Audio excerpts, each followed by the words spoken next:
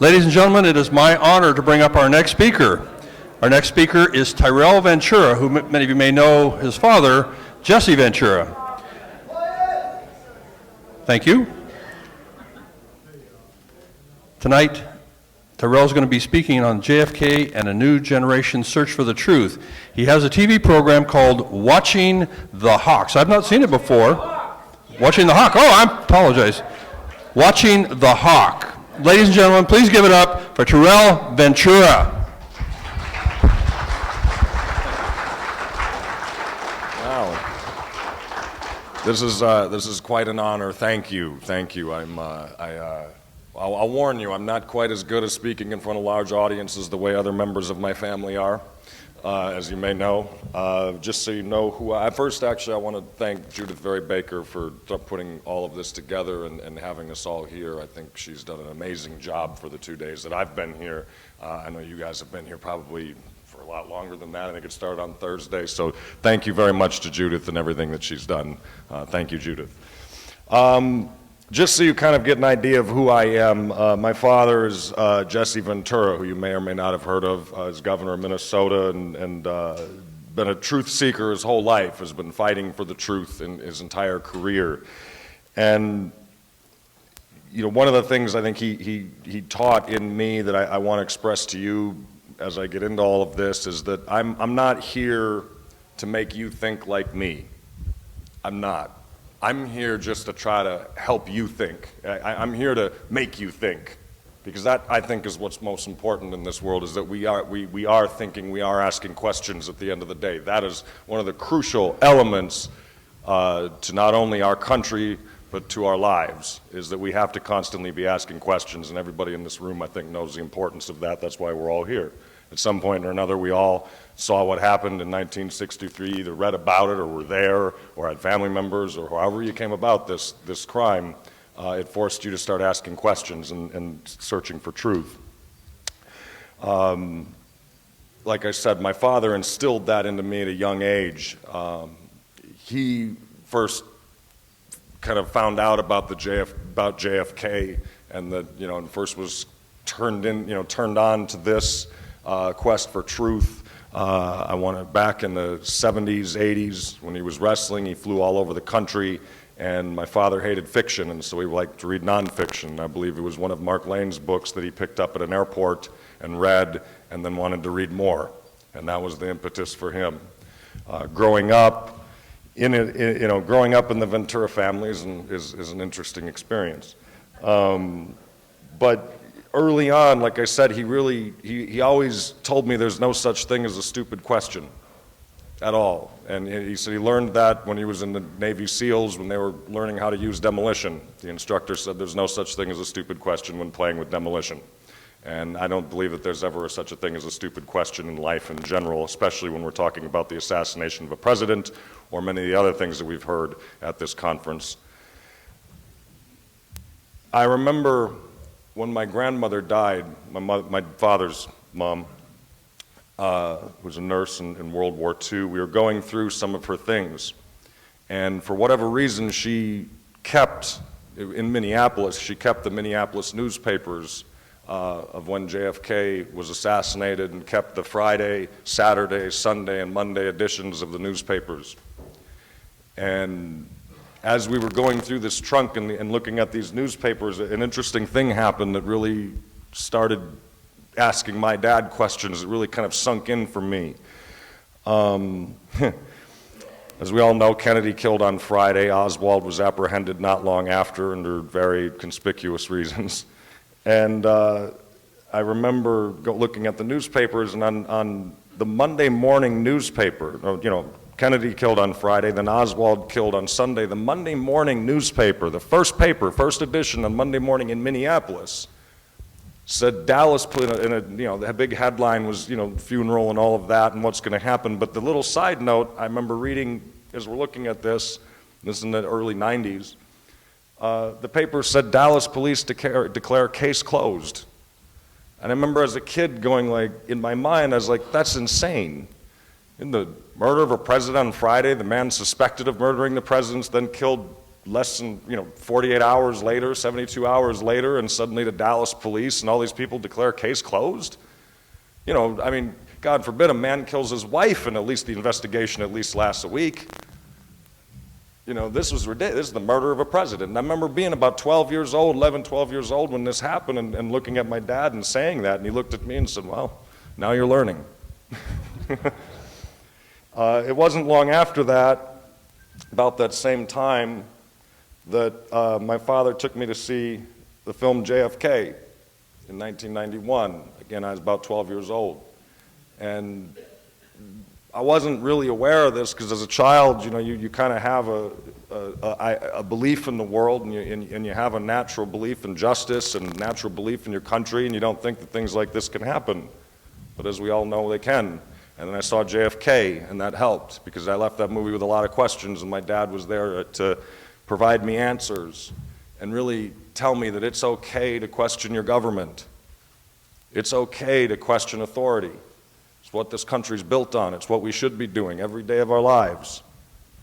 That movie had a profound effect. I went into my history class in junior high and raised my hand when we got to Kennedy, and I said, in the back of the class, I remember this, I actually said, Mr. Sanderson, I don't think that Oswald killed Kennedy. Proceeded to have a half-hour discussion about that in the class because he's a junior high teacher or whatever, however old I was, and he goes by what the history book in front of him says. But I remember doing that in class and having kids around me suddenly joining that discussion.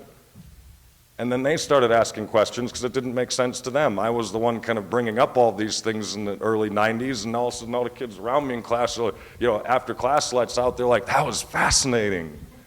I've never seen anyone talk like that to a teacher before about something we're learning. And the teacher even later on, I remember him coming up to me and said, that was really, thank you for enlivening the debate in class. It's always good, but please don't do that again. I said, I can't make that promise. I'm a Ventura.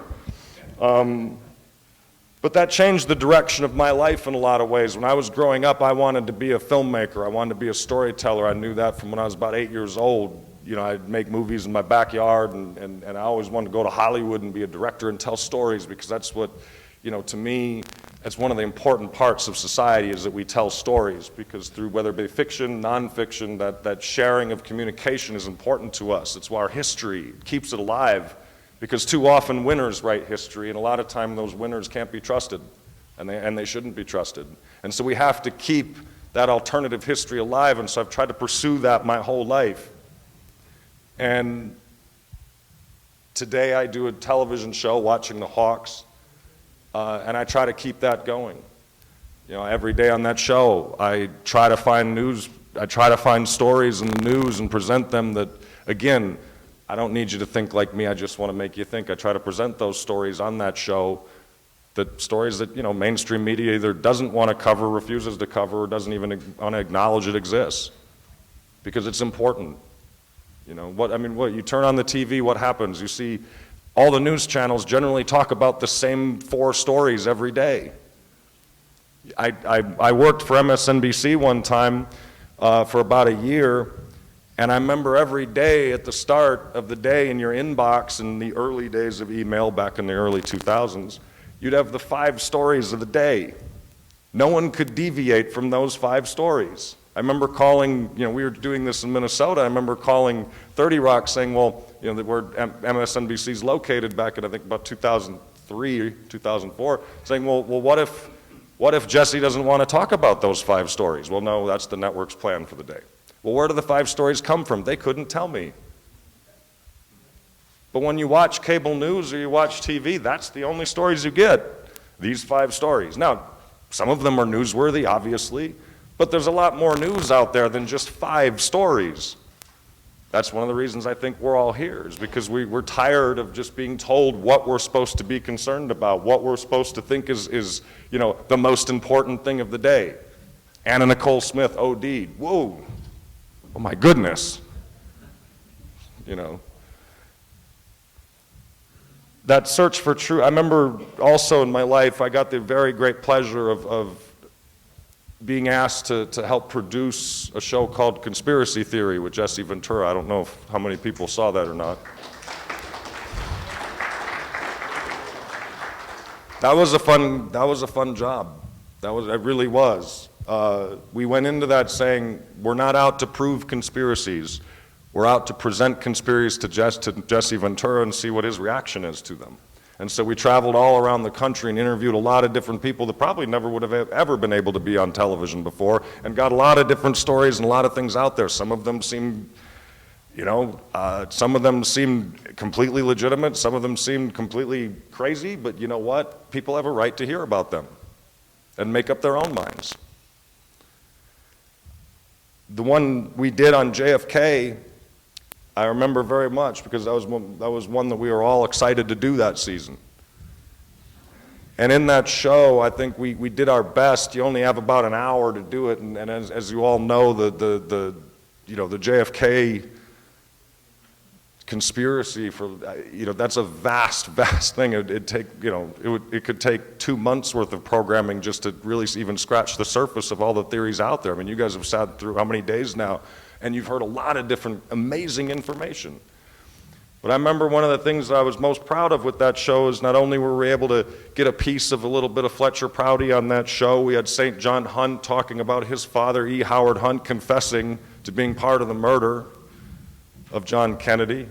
And then I remember the big thing that we did, I think Fetzer was there, where we reenacted with the rifle a complete exact replica of Oswald's rifle, the Mannlicher Carcano, with bullets that were, I believe, from the actual set that Oswald had used from the same, make that year, same cartridge make.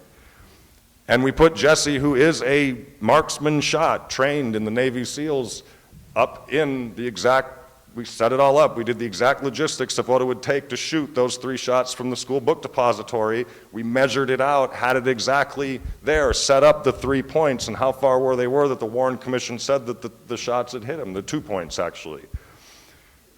And Jesse couldn't do it. Expert marksman from the Navy SEAL team couldn't make those shots. It's impossible to make those shots. He could not do it, and it was 5.6 seconds that they say that was done in. It's ridiculous. That really sunk home to me, and it was one of the proudest moments of my life when my father watched that show after everything that he taught me and about Kennedy and about that passion that he has for that, when he turned to me and said, after he'd seen it on TV and he'd seen the final cut of the show that we put together, and he turned to me and said,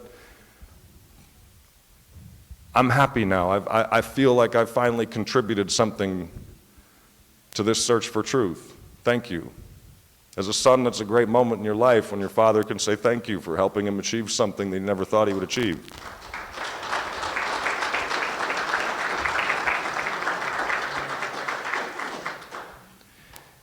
The search for truth can be very lonely. What happens when you bring up JFK conspiracy to a lot of people, or other conspiracies that you may or may not be investigating? What happens? People step back from you. They look shocked. They looked horrified. How dare you say that? What's wrong with you? You're crazy.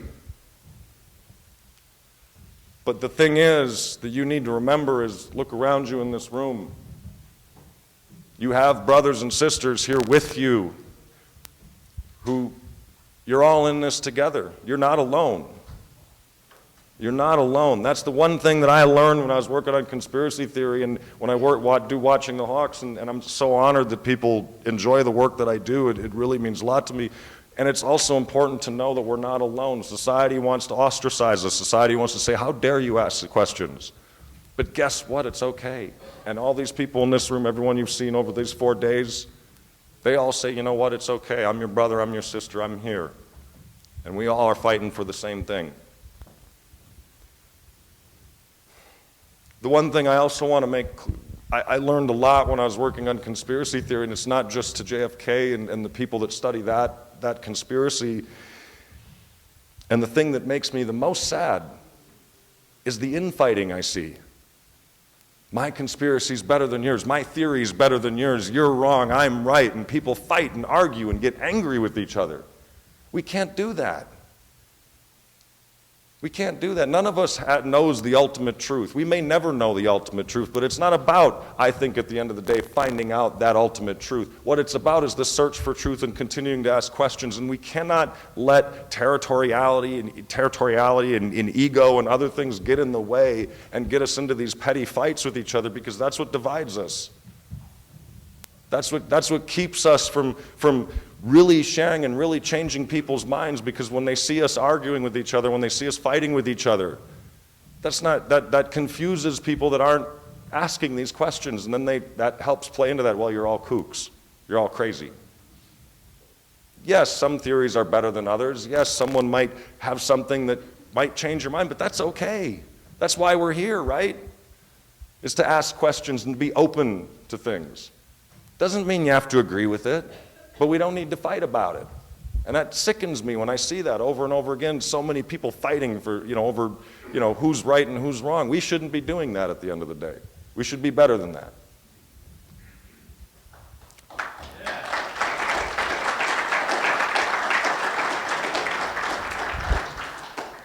The world's divided enough as it is. We've all seen that, A clear majority. One of the things I think that gets lost in all of this is that we are, especially with the murder of John Kennedy and the forces that were involved in that, and the, for lack of a better term, conspiracy theory, because it's not really a theory anymore, is it?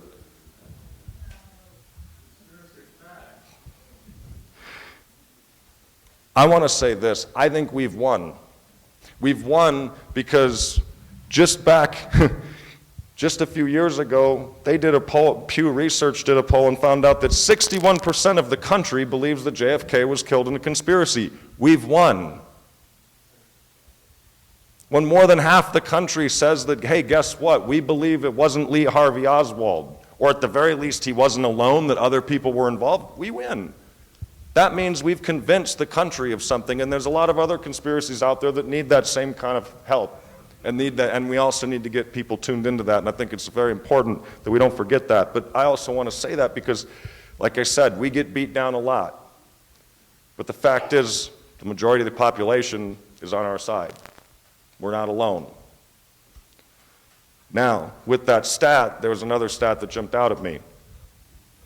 That number is declining. It's on its way down. That makes me sad. One point it was 75% of the country, now it's 60%. We need to make sure that we pass on the knowledge that we learn, and we pass on the quest for truth, and we pass on the need to ask questions the way my father passed it on to me. We got to pass it on to the next generation. No offense, I look around this room, I see a lot of wonderful people who are a little bit older than me. I don't see a lot of youngsters. That's who we have to pass this on to. We've got to pass this on and get some younger faces in here and pass it on to the next generation. That's important.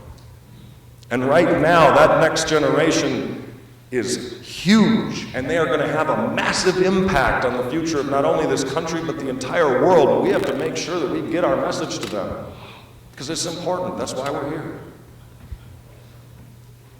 And just to give you an idea of how powerful this next generation, they call them the millennials. Here's how powerful this generation is. The transfer of wealth to millennials from the baby boomers is going to be in excess of $30 trillion. That's a lot of money that's going to this next generation. As we know, whether you agree with capitalism or not, as we know right now, money runs society. Most of the reason that these conspiracies happen at the end of the day, really when you break it all down, is because of greed and the thirst for power. Well, now you have a generation set to inherit $30 trillion of wealth. That means they will have the wealth that might be able to unlock the secrets, or at least prevent these things from happening again. And it's on us to convince them that it's okay to ask questions, because right now they're getting attacked from all sides, saying, don't question your government. If you question your government, we get Donald Trump. That's usually what that's usually what they kind of are selling to people now. That everything will collapse. How dare you question the integrity of the FBI or the CIA? Come on. They've failed more in my lifetime, and they've failed in my father's lifetime, and they've failed in your lifetime more than two agencies I can possibly think of.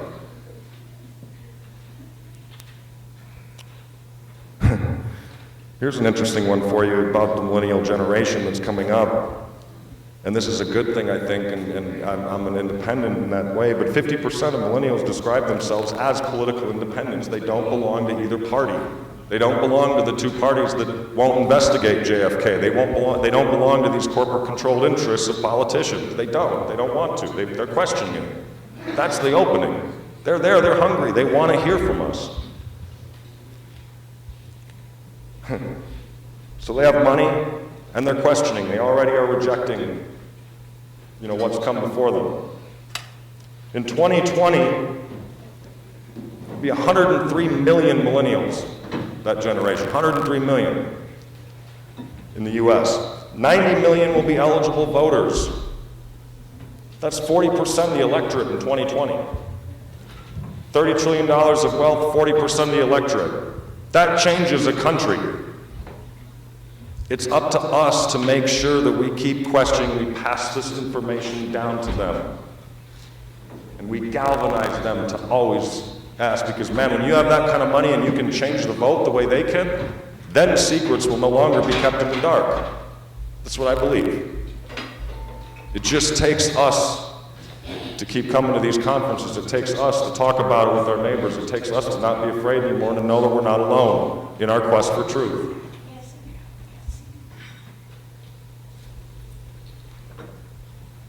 It's interesting. I don't mind living in the shadow of my father. I love my father. He was a great, great dad. And one of the reasons I do what I do and speak truth to power every chance I can get, and I've been blessed enough to have a TV show that allows me to do that, and even if I don't have a TV show, I'll still continue to do that. But one of the things that I don't want to be the person that changes the world. But what I do want to try to be is the person that inspires the person who is going to go out there and change the world. I would hope that with all the information that we've heard over these last 4 days and all the books that you read and things like that maybe maybe you think about that too. It's okay to inspire the next person to change the world. You can be a part of that. It can start as simple as a conversation. We're standing here today because great people asked questions and started a conversation. And that conversation turned into, we all know, Oswald did not kill Kennedy.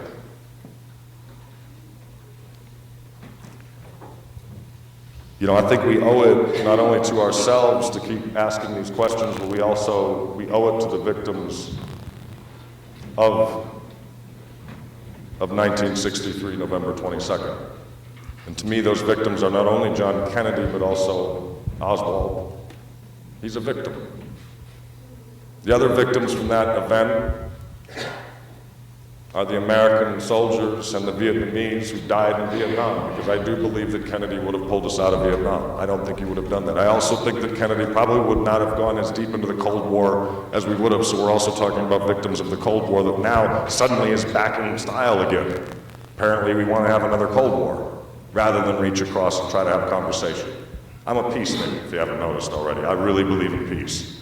Because to me, war at the end of the day doesn't solve anything. There's no such thing as a just war. There's no such thing as a heroic war. Because it's always victims, whether on both sides. The soldiers fighting in it. Soldiers are not heroes. They can do heroic acts, but at the end of the day, they're just more victims of the war, whether they're killed or whether they come home. These conspiracies we talk about, a lot of them have to do with the money machine that war is. Since 9/11, $6 trillion has been spent on the war on terror. $6 trillion. That's frightening. How much good things could we have done in this country with $6 trillion? People say, oh, well, we can't have health care for all. Well, you can if you don't spend $6 trillion on war. That's your money that they just threw away, gave to defense contractors, gave to the people who will assassinate your president if they try not to do that.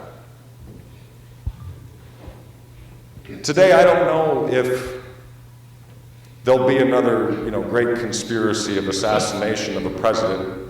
I think today what you see more is character assassination. It's cheaper to assassinate somebody in the press than it is to hire the teams and set things up. So you always have to be aware of that too. Character assassination is the new way they do it now. Information war is the new way they do it. And they tell you that information that questions authority is evil. In my case, it comes from the Russians, apparently, because my show's on RT. I've never had Putin call me up and tell me what to say.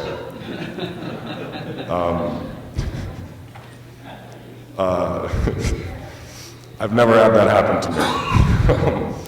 You know, I do my show because it's the only place I can go where I can actually earn a living and be allowed to tell the truth on a nightly basis. 11 million people watch RT every week. We reach 700 million homes around the world. I have people like Dick Russell on my show, who you heard speak this weekend, because to me it's an outlet that needs to be used for that. I can't get to everybody. That was one of the things that broke my heart when I was doing conspiracy theory, is that there's a lot of really great people out there doing a lot of really great work, but then you only get like an hour to get it into, and it just breaks your heart when you have to leave someone on the cutting room floor, but sadly, that's part of the business. I know I'm not going to be perfect. I know I'm not going to be able to talk about everything you want me to talk about. I know that, and I apologize in advance for that, but I do the best I can. You know, my father does the best he can. I just can't impart on you enough that we have to get this next generation, and we have to fight through the powers that be that want to tell them that they shouldn't ask questions and that they should be afraid of their government and they should only do what the government tells them to do, because that's all you see nowadays.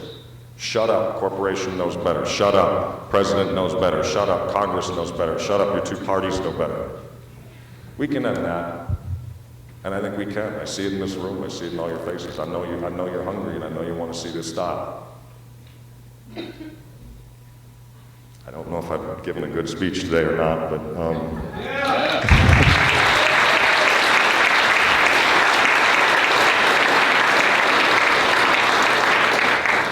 every day I finish my television show. I get a half hour every day, live, and I realize that life, there's a lot of depressing things out there, and so I try to end every show, and I'll end the speech the same way.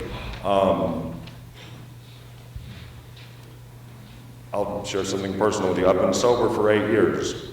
It's a good thing.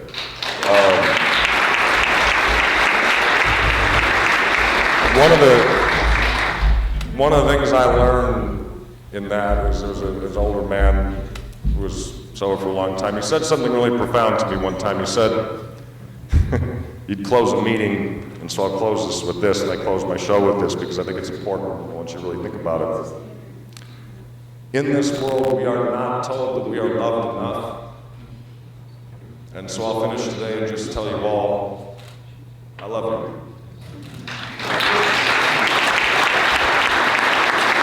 And I'll take questions. Ladies and gentlemen, Tyrel Ventura.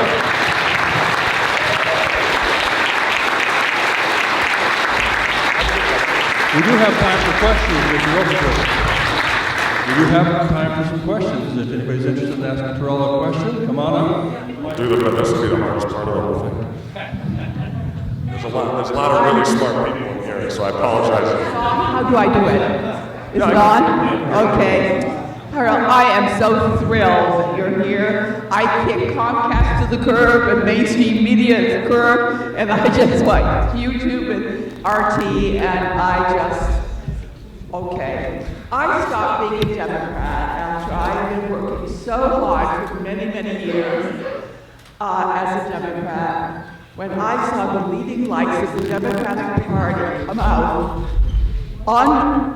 together, when RT would not go along with the narrative coming out of Washington, with the things that were happening in the Ukraine. And I heard them say, RT is a danger to democracy.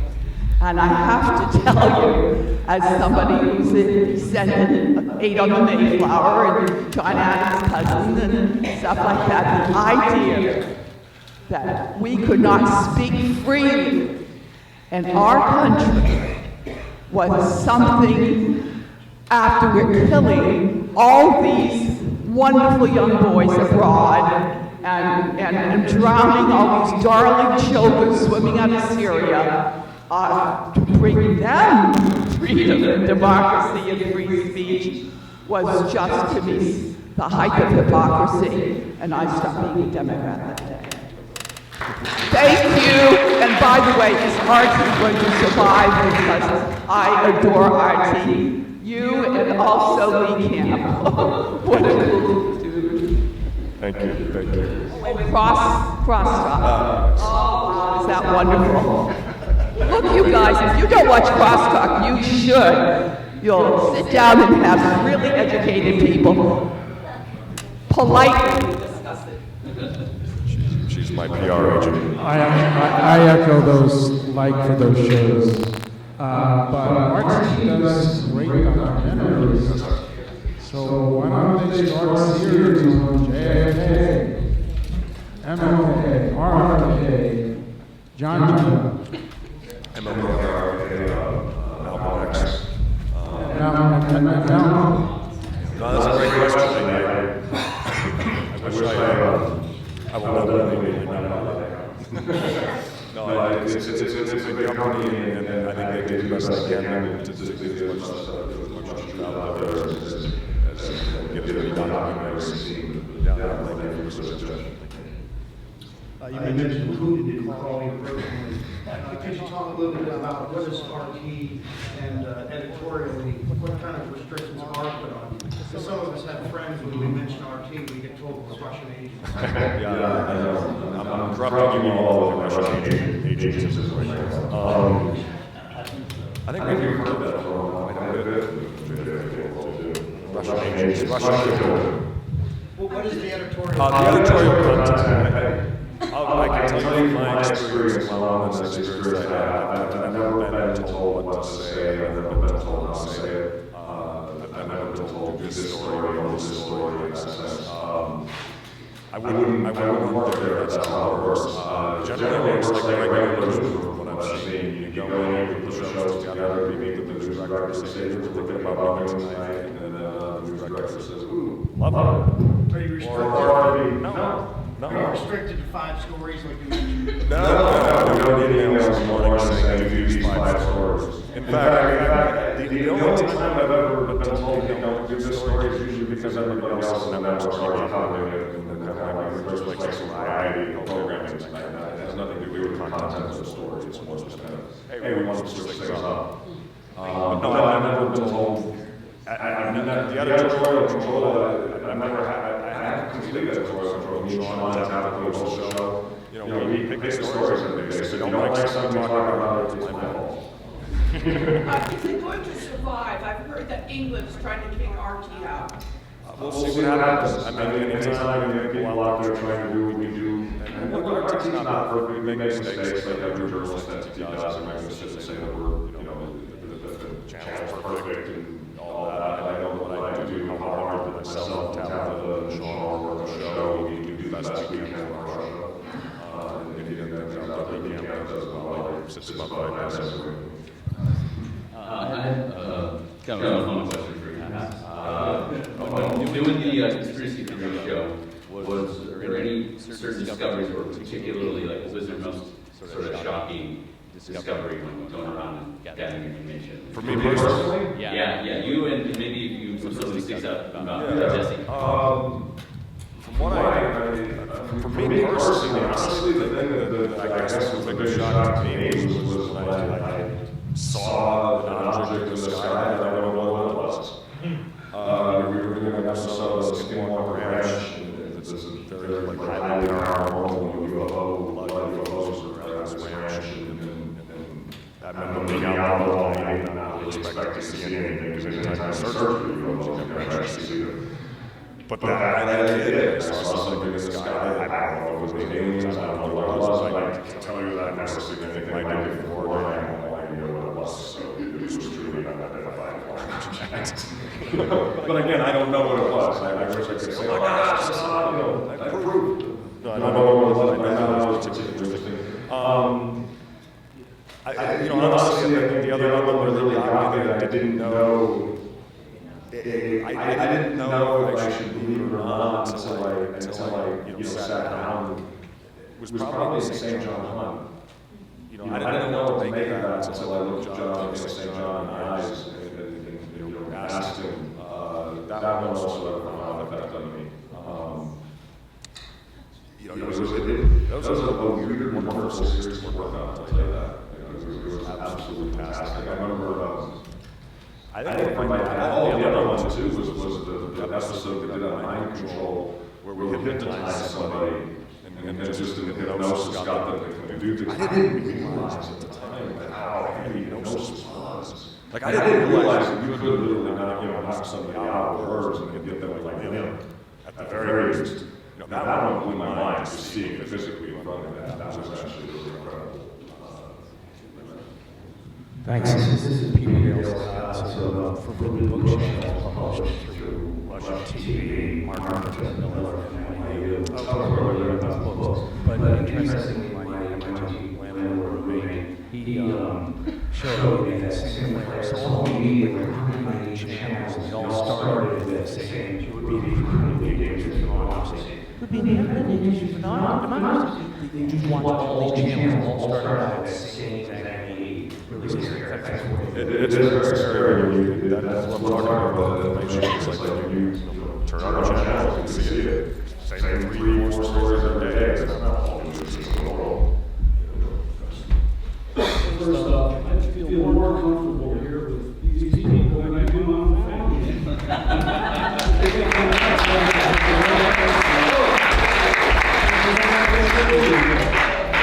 The question is, what is your dad up to today? I've heard his plans for the future. I think that right now is up complaining about Coca-Cola and soda. Right now today.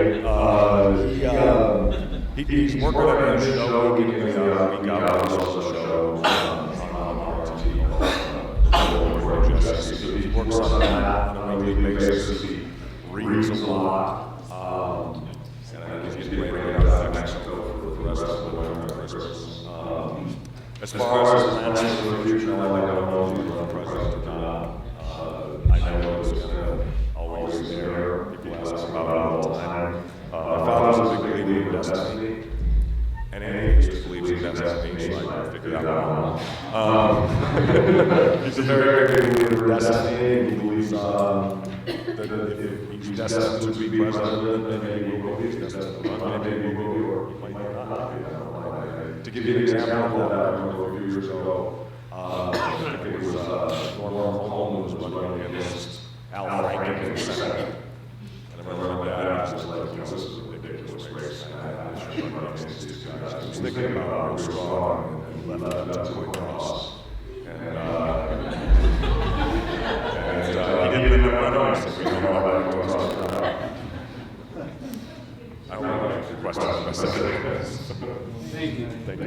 Take that. Hello, sir. My name is Tyrel Ventura. I was 16, met my father in 2004. I was the key speaker of the Guilty Men from the Mental Cancer series. And actually, I put a picture of your father and Bill Newman, who was on the side of the road there. I've given a number of speeches now, and I've got them on DVD and so forth. And I've got my identification information here. So I'm going to give this, or you might find videos of some interest to you. Take a look. Thank you. I was a small consultant of All Stone's JFK, and I testified for the Assassination Review, and I helped Matt LeBron and his ministers write their memoirs, etc. Ladies and gentlemen, Tyrel Ventura. Come on, give it up.